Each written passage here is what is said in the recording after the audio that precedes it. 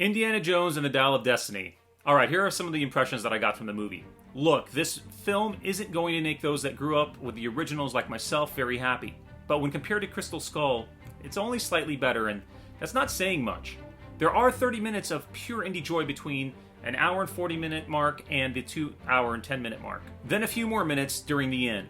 Otherwise, the rest of the film can be put back in a canister and tucked under a cushion for the rest of history. Maybe we can use our Archimedes dial to go back in time and undo both Crystal Skull and have this one reworked. Okay, so now here are some spoilers, okay? So if you haven't seen the movie, you might want to check back in. There is a scene 3/4 into the film where Helena, played by Phoebe Waller-Bridge, is chasing an airplane about to take off on a runway.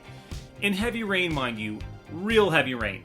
It is so unbelievable that I just started laughing, but also crying inside at the same time at the ineptitude of the writers not having realized this. Even Indy, in his glory days, didn't get away with something this outlandish. During the same scene, the writers want us to believe that a 15-year-old kid that has never flown a plane before is able to take off with one he's just hijacked from an airfield and fly it into a storm. Oh, and by the way, there's a pilot sleeping in the plane that stays asleep throughout the entire takeoff and only wakes up when the plane is going through a time fissure, obviously able to get the plane flying again after the gauges go wacky.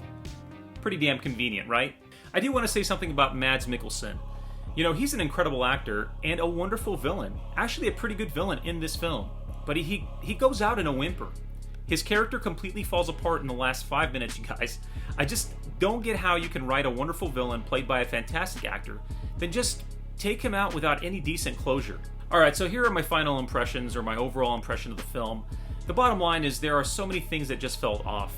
The character of Helena was inconsistent, and now I get why so many others were saying that she was obnoxious. And she really was. We have an untested protagonist that is pushy and annoying, and there are a few scenes that felt outright like elderly abuse the way she was treating Indy. Does the studio really think that we're gonna like a character portrayed that way? I would have rather seen Shia LaBeouf take over the Indy mantle over Phoebe Waller-Bridge any day of the week by the end of this film. In place of Short Round was Teddy, played by Ethann Isidore. He was good, but he was connected to Helena more than Indy, and this is just part of this whole role reversal that they're doing in the film.